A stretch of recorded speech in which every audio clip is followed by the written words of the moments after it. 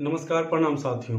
अभी हाल ही में इजराइल में प्रधानमंत्री पद का चुनाव हुआ है, जिसमें बेंजामिन नेतन्याहू जो 73 साल के हैं, इजराइल के नए प्रधानमंत्री बने हैं, जो औपचारिक तौर पे 15 नवंबर को इजराइल के नए प्रधानमंत्री पद की शपथ लेंगे, जिसको लेके मोदी ने उनको बधाई संदेश भेजा है। आइए हम जानते हैं आज की इस वीडियो में इजराइल की चुनावी प्रक्रिया के बारे में कि वहाँ पे चुनाव कैसे होते हैं और किस किस विधि के द्वारा वहाँ पे चुनाव करवाया जाता है। जैसे भारत में पार्लियामेंट है, यानी जिसको हम संसद कहते हैं, उसी तरह इजराइल में पार्लियामेंट है जिसको नेसेट कहा जाता है, जहाँ पे टोटल 120 सीट आती है। इजराइल का इतिहास है कि आज तक कोई भी सिंगल पार्टी पूर्ण बहुमत की सरकार वहाँ पे नहीं बना पाई है।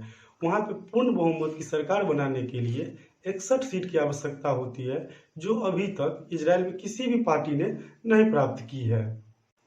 इजराइल की चुनावी प्रक्रिया को समझने के लिए हम भारत की चुनावी प्रक्रिया को समझते हैं। जैसे भारत में चुनाव होते हैं तो यहाँ पे पार्टी की ओर से कोई भी कैंडिडेट चुनाव लड़ता है और यहाँ के वोटर उस कैंडिडेट के अच्छे और बुरे कर्मों के हिसाब से उनको वोट देती है। लेकिन इजराइल में ऐसी सिस्टम नहीं है। वहाँ पे कोई व्यक्ति इंडिविजुअली चुनाव नहीं लड़ता है, बल्कि पार्टी चुनाव लड़ती है और वहाँ के जो वोटर है वो पार्टी को वोट देती है। अब समझने की वाली बात ये है कि पार्टी को वोट देने के बाद वहाँ का नेता बनेगा कौन।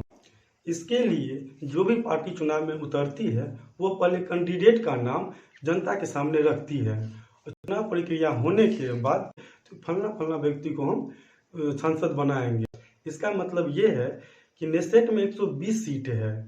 कोई भी पार्टी अगर 10% वोट लेके आती है तो 120 का 10% यानी 12 सीट उस पार्टी को जाता है। उसके अलावा अगर कोई पार्टी 20% वोट लेके आती है तो उसके पास 24 सीट जाती है। उसके हिसाब से वो सरकार बनाती है। लेकिन इजराइल के आज तक के इतिहास में कोई भी सिंगल पार्टी पूर्ण बहुमत की सरकार नहीं बना पाई है। अब सवाल आता है कि जो पार्टी चुनाव जीतती है वो किसी को भी अपना सांसद बना सकती है, लेकिन ऐसा नहीं होता है। चुनाव से पहले पार्टी अपने कैंडिडेट का लिस्ट जनता के सामने रखती है और चुनाव प्रक्रिया होने के बाद उन्हीं लिस्टों में से व्यक्ति को चुना जाता है सांसद के रूप में। यहाँ पे इंटरेस्टिंग फैक्ट ये भी है कि चुनावी प्रक्रिया में किसी भी पार्टी को अगर 3.25 से कम वोट मिलता है तो उसका पूरा वोट 0 हो जाता है। अब इसलिए इजराइल में अभी तक किसी भी पार्टी ने पूर्ण बहुमत की सरकार नहीं बनाई है। यानी जो भी विचारधारा पार्टी मिलती है वो सभी मिलके इजराइल में अपनी पार्टी से सरकार बनाते हैं। अब हम बात करते हैं यहाँ के जो नए प्रधानमंत्री बने हैं बेंजामिन नेतन्याहू, उनके बारे में। पहली बार वो 1996 से लेकर 1999 तक इजराइल के प्रधानमंत्री बने थे।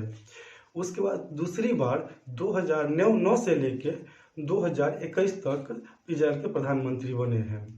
अब नया यानी तीसरी टर्म की बात करें तो 2022 में यानी 15 नवंबर 2022 को तीसरी बार प्रधानमंत्री के पद की शपथ लेंगे।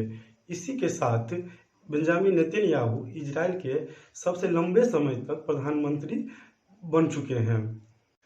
भारत से दोस्ती की बात करें तो जब से इजराइल बना है, प्रधानमंत्री मोदी पहले भारत के प्रधानमंत्री हैं जो इजराइल की यात्रा पे गए थे। और कहा भी जाता है कि भारत और इजराइल की दोस्ती बहुत ही अच्छी है। यहाँ पे एक इंटरेस्टिंग फैक्ट और ये भी है कि जो हम सुनते हैं कि 6 दिन वाला युद्ध जो बराबर चर्चा में और मोटिवेट किया जाता है लोगों को कि इजराइल और अरब मुल्क के बीच में हुआ था, जिसमें अरब मुल्कों को 6 दिन के अंदर इजराइल ने घुटनों पर ला दिया था। बाकी इजराइल और भारत की दोस्ती बहुत ही प्रबल है। बाकी आपको ये जानकारी कैसी लगी कमेंट बॉक्स में ज़रूर बताएं और चैनल पे हैं तो लाइक और सब्सक्राइब कर दें। बहुत बहुत धन्यवाद। जय हिंद।